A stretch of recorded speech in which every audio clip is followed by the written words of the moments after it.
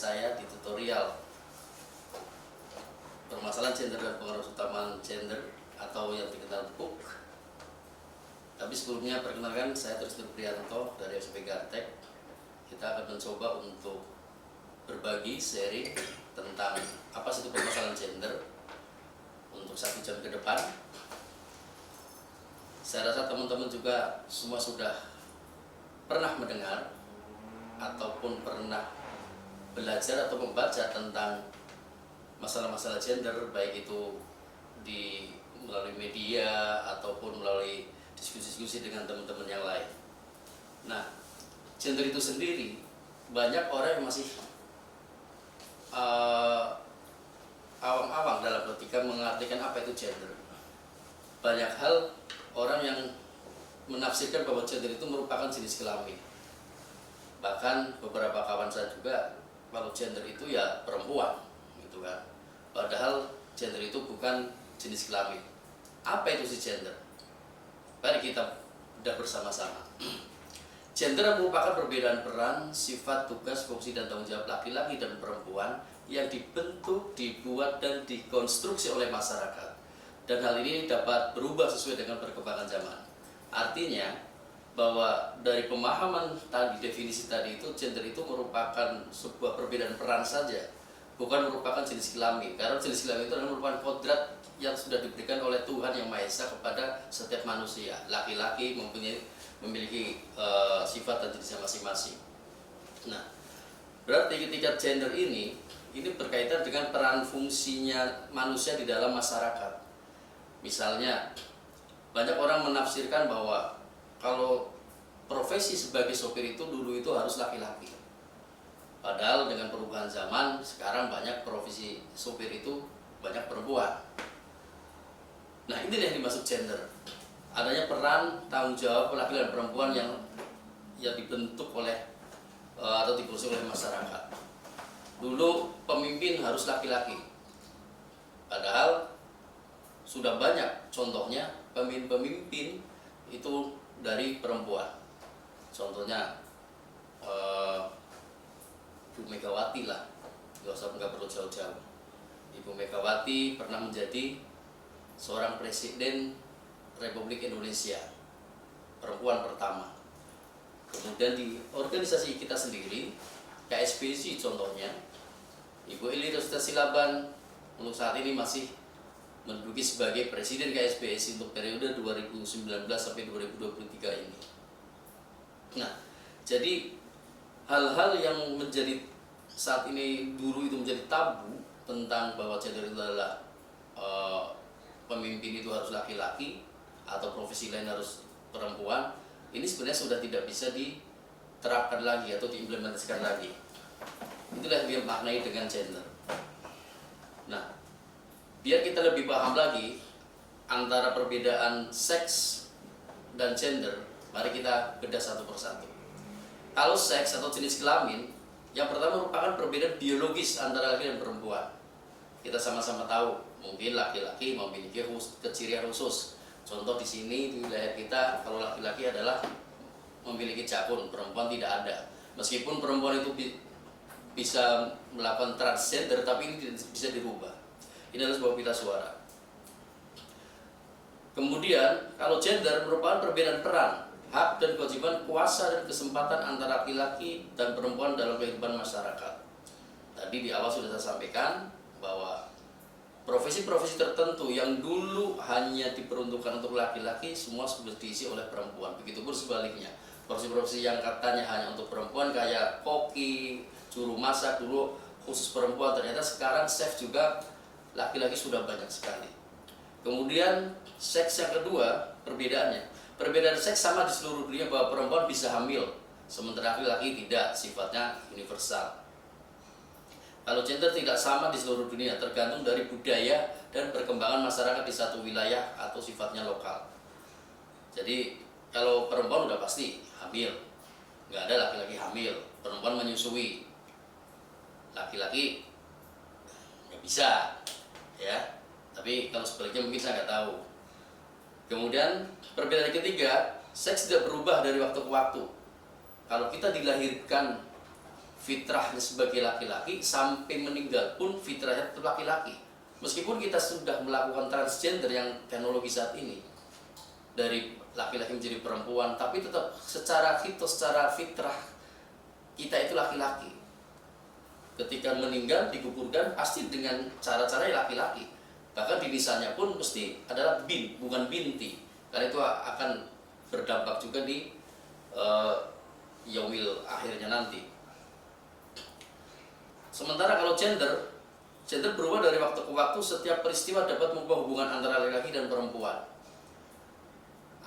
Contohnya adalah dulu di perusahaan, kita tidak perlu terlalu jauh, perusahaan setiap, khususnya garment atau sepatu, setiap ada perekrutan karyawan baru di bagian sewing, itu masih menggunakan pasti syarat-syaratnya laki-laki atau perempuan, usia minimal adalah 18 tahun berpengalaman. Untuk bagian sewing, untuk bagian mekanik, syarat utamanya laki-laki. Padahal sekarang laki-laki pun masih sudah bisa menguasai teknik jahit menjahit, alat-alat sewing. Perempuan juga sudah bisa menguasai mekanisme mesin permesinan. Nah, hal itu yang membuat disitulah ada namanya perlakuan tidak adil terhadap gender. Ketika sewing harus perempuan, itu juga perusahaan sudah melakukan pelanggaran terhadap gender itu sendiri.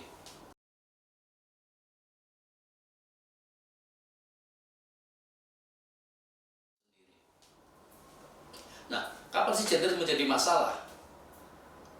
Ini yang menjadi pertanyaan-pertanyaan kita. Kita banyak belajar gender, tapi kapan sih gender itu menjadi sebuah masalah? Ya, gender akan dipermasalahkan apabila adanya perbedaan atau diskriminasi yang tadi saya sebutkan di awal, perlakuan dalam akses, partisipasi, kontrol dalam menikmati hasil pembangunan antara laki-laki dan perempuan, dan juga tidak adanya kesetaraan dan keadilan antara laki dan perempuan di dalam pembagian peran. Artinya ketika sama-sama sebagai operator, tapi karena dia posisinya sebagai perempuan dan satunya laki-laki, sama-sama operator, jabatannya mendapat tunjangan jabatan yang berbeda misalnya. Karena perempuan tunjangan jabatan sebagai operatornya 20.000 sehari misalnya. Kemudian laki-laki 50.000. Nah, hal ini yang menjadi terjadi diskriminasi. Kemudian tanggung jawab, hak dan kewajiban adalah sama, serta fungsi sebagai anggota keluarga maupun masyarakat yang akhirnya tidak menguntungkan kedua belah pihak. Inilah ketika gender menjadi masalah, ketika ada terjadi hal seperti itu. Aksesnya semua dimonopoli oleh salah satu pihak, bisa perempuan, bisa laki-laki. Partisipasinya juga dibatasi. Ketika dalam politik di Indonesia, ketika mau mencalonkan, dulu pada saat Megawati mau mencalonkan juga menjadi ramai itu. Banyak kelompok-kelompok tertentu yang melarang bahwa perempuan tidak boleh untuk menjadi seorang pemimpin, kan gitu. Itu menjadi politik yang cukup panas pada saat itu. Tapi kenyataannya kan memang gender itu menjadi masalah ketika terjadi pembatasan akses, partisipasi maupun kontrol dalam menikmati hasil pembangunan.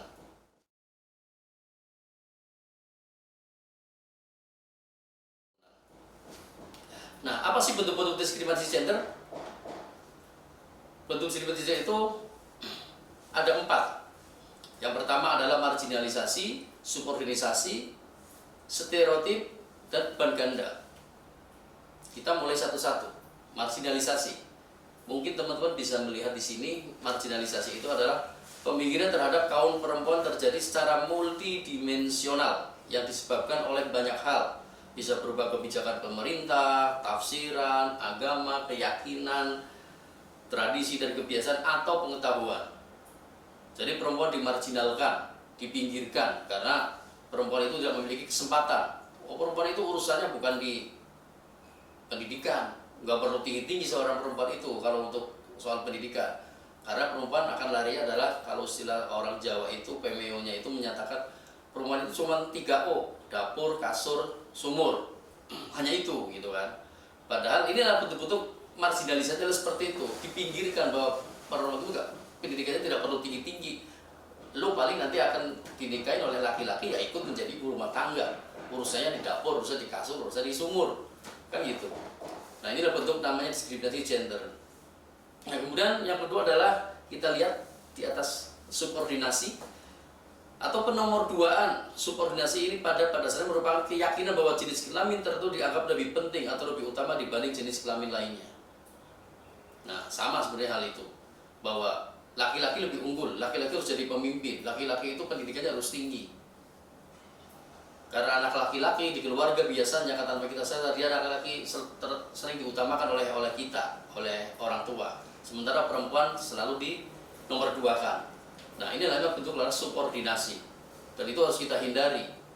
Harus kita hindari baik di keluarga kita, di lingkungan kita, maupun di tempat-tempat kita bekerja.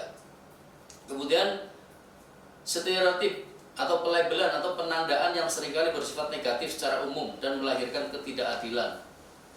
Nah, pelabelan atau melabeli bahwa perempuan itu membawa sial atau apapun itu, laki-laki juga, oh itu sih ini gini. Nah, itulah bentuk-bentuk stereotip. Ya. Yang keempat adalah beban ganda. Beban kerja lebih panjang dan lebih banyak atau double burden. Adanya anggapan bahwa perempuan memiliki sifat memelihara dan rajin serta tidak cocok untuk menjadi kepala keluarga. Ini berakibat ke semua pekerjaan domestik rumah tangga menjadi tanggung jawab perempuan. Kita masih sering melihat di sekeliling kita bahwa urusan rumah tangga adalah urusan perempuan.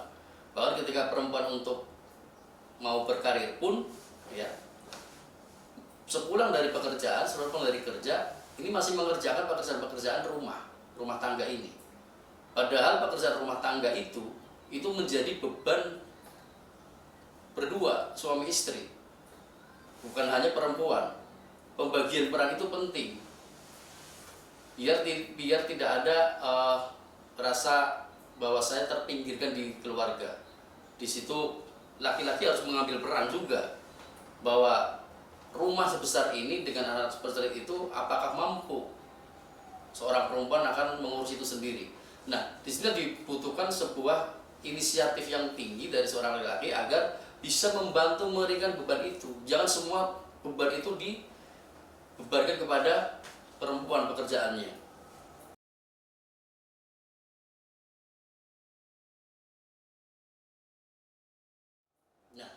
Lalu siapa sih yang sering mengalami ketimpangan gender? Kita sering melihat bahkan di berita, di media massa maupun televisi, maupun kita baca di online media, banyak sekali korban-korban adalah perempuan. Padahal tidak. Laki-laki juga bisa menjadi korban daripada ketimpangan gender itu sendiri. Kadang salah satu jenis gender lebih baik dan kedudukannya dari jenis gender lain disebut juga ketimpangan gender.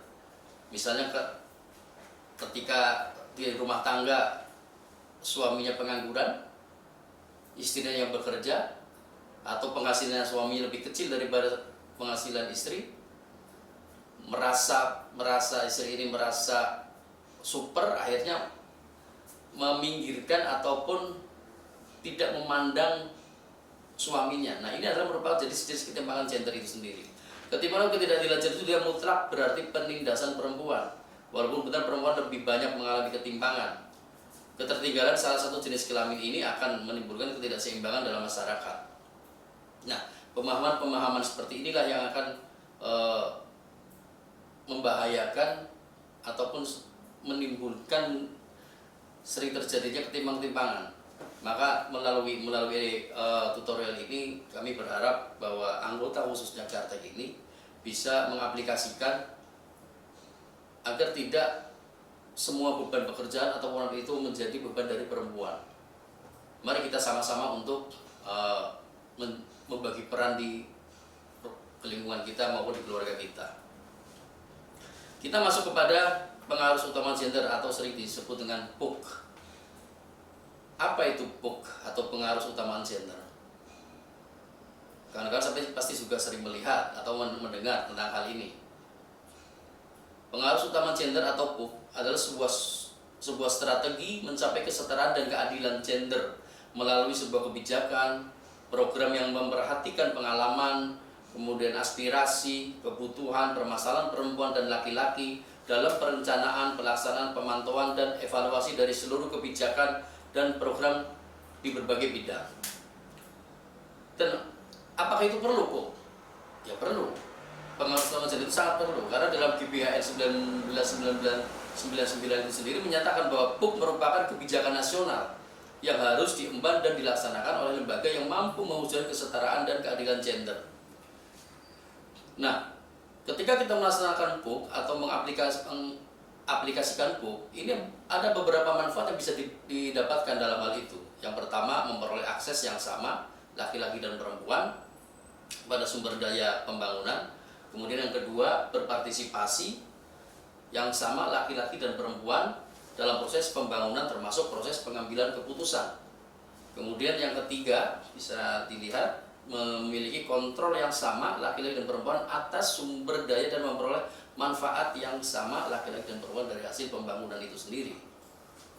Nah, pemerintah Indonesia juga telah meratifikasi berbagai konvensi dunia dan menandatangani sejumlah deklarasi internasional berkaitan dengan persamaan hak antara laki-laki dan perempuan. Seperti Konvensi ILO nomor 100 tahun 1950 dengan Undang-Undang nomor 80 tahun 1957 tentang pengupahan yang sama bagi laki-laki dan wanita untuk pekerjaan yang sama nilainya. Jadi Konvensi ILO nomor 100 sudah diratifikasi melalui Undang-Undang nomor 80 tahun 1957 itu. Jadi tidak ada lagi perbedaan, seharusnya tidak ada lagi perbedaan upah antara laki-laki dan perempuan untuk pekerjaan yang sama, tanggung jawab yang sama. Tapi terkadang kita masih banyak melihat di sekeliling kita, di tempat-tempat kerja kita, tetap aja masih ada beberapa perusahaan dalam tanda kutip masih memperlakukan hal yang berbeda karena melihat bahwa dia itu seorang perempuan, meskipun sama dengan laki-laki, tanggung jawabnya sama, akan diperlakukan berbeda, masih banyak terjadi. Kemudian Konvensi Hak Politik Perempuan itu New York dengan Undang-Undang nomor 68 dan tahun 1958. Konvensi selanjutnya itu tentang penghapusan segala bentuk diskriminasi terhadap perempuan atau CEDAW dengan Undang-Undang nomor 7 tahun 1984. Lalu Konvensi ILO nomor 111 tahun 1985 dengan Undang-Undang nomor 21 tahun 1999 tentang diskriminasi dalam pekerjaan dan jabatan. Jadi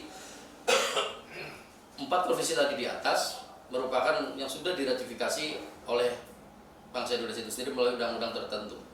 Kemudian Konvensi Dunia keempat tentang perempuan di Beijing tahun 1985, Deklarasi Jakarta ASPAK tahun 1994, Konferensi Internasional tentang Pembangunan Sosial Copenhagen tahun 1994, opsional protokol 28 Februari 2000 tahun 2000. Nah, di Indonesia sendiri kita masih berjuang soal penghapusan kekerasan seksual atau Konvensi 190. Kita tetap menginginkan Indonesia meratifikasi konvensi tersebut. Meskipun pemerintah dalam hal ini DPR sudah menerbitkan tentang Undang-Undang TPKS, tindak kekerasan pelecehan seksual, tapi itu tidak menjawab tentang dorongan untuk meratifikasi konvensi 190 itu sendiri. Karena pemahaman di konvensi 190 lebih luas, sementara kalau kita pelajari di Undang-Undang TPKS ini sedikit-sedikit liberal ya menurut saya. Kemudian kita lanjut, kondisi awal dan komponen kunci. Kondisi awal yang diharapkan agar PUK itu bisa terlaksana, political will dari kepemimpinan dari lembaga dan pemimpin SPSB di semua tingkatan. Adanya kesadaran, kepekaan, dan respon serta motivasi yang kuat dalam mendukung terwujudnya kesetaraan dan keadilan gender. Jadi harus ada kebijakan yang bagus, yang baik dari semua kepemimpinan baik di lembaga serikat pekerja, memberikan ruang maupun peluang kepada semua pihak baik laki maupun perempuan untuk bisa mereka menjadi pemimpin. Mereka bisa mengelola sebuah organisasi. Jadi jangan sampai terjadi di Gartex baik di tingkat nasional maupun di tingkat perusahaan itu ketika ada perempuan maju kemudian dihadang, dicegal, macam-macam bentuknya. Bisa dibully, bisa di kata-katain dan banyak hal lah. Dan biasanya memang terjadi, ini yang anehnya adalah perempuan mengganjal perempuan. Biasanya perempuan itu kadang-kadang cemburunya lebih besar ketika ada seseorang yang baru masuk bergabung kemudian dia memiliki potensi yang cukup bagus. Dia merasa dia akan tersaingi dengan orang yang baru ini. Sehingga ketika organisasi melihat potensi yang ada di orang baru ini kemudian didorong untuk bisa naik, ini nggak terima. Nah ini yang terjadi, sering terjadi seperti itu, dan mudah-mudahan di Gatex tidak ada hal-hal seperti itu.